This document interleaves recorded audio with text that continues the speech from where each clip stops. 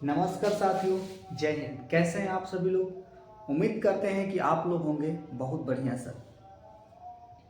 आज हम लोग का बिलियन का पार्ट 2 चैप्टर, जिसको हम लोग क्रम वाइज हल करेंगे, उसका पार्ट 2। कहा जाता है ना कि मिल ही जाएगी मंजिल भटकते भटकते, मिल ही जाएगी मंजिल भटकते भटकते, गुमराह तो वो हैं सो जो घर से निकले ही नहीं। समझना की बातें, ठोकरे खाना है सर। आइए बिना फालतू की बात किए हम लोग दूसरा चैप्टर स्टार्ट कर रहे हैं, जिसका पार्ट 2 है बिलियन के प्रकार। अब आपको बता दें कि जो बिलियन होता है बाबू, दो प्रकार का होता है। कौ प्रकार का? जरा बोर्ड पे देख रहे हैं मोबाइल में कितना आ रहा है। हाँ, पूरा बोर्ड आ रहा है। तो हम बता दें कि बिलियन जो होता है बाबू, कौ प्रकार का होता है?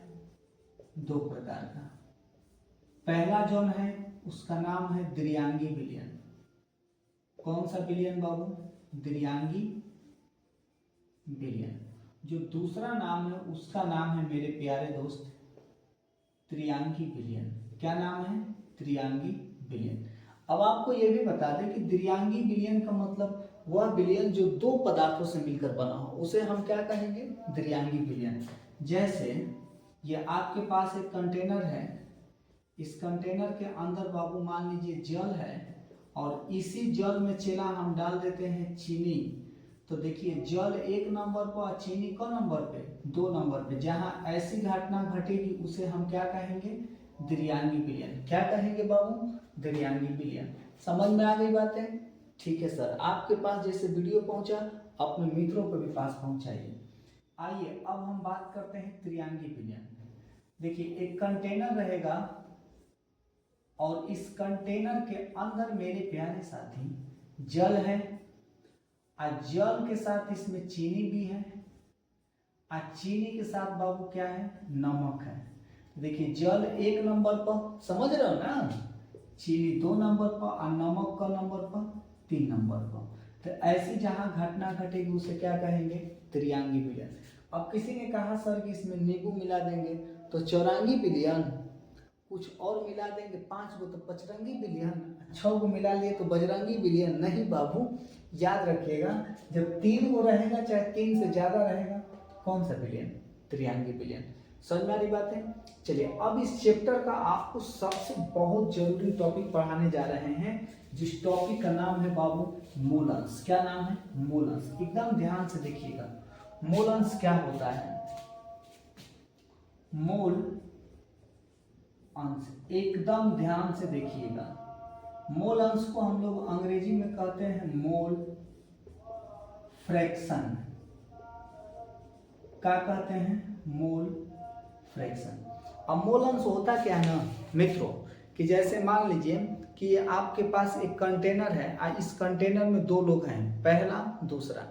अगर पहले को निकालना है मोल अंश, तो पहले को रखेंगे ऊपर, अब बटा में दोनों को, यानी पहला निकल गया उसको भी और प्लस इसको भी। समझ रहे हैं बातें?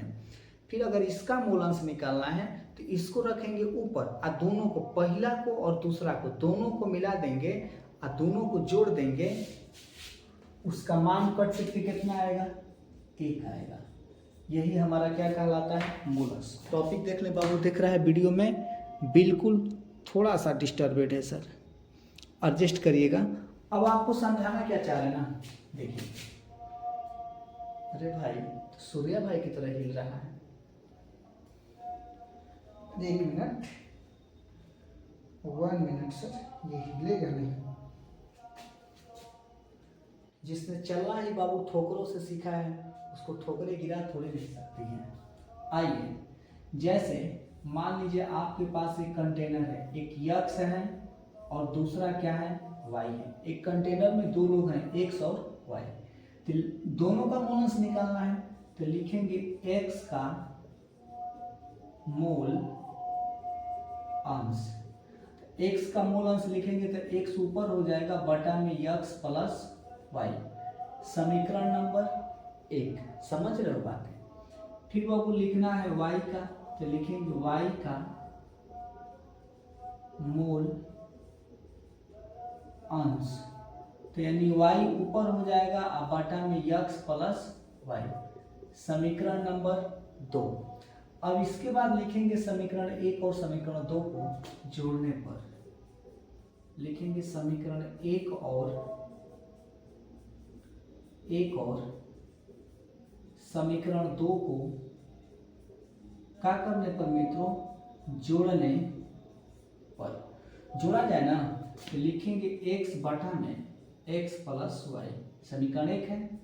फिर दूसरा को लिखेंगे y बटा में x प्लस वाई। अगर x प्लस वाई और x प्लस वाई का एलसीएम लेंगे तो क्या हो जाएगा, x प्लस वाई।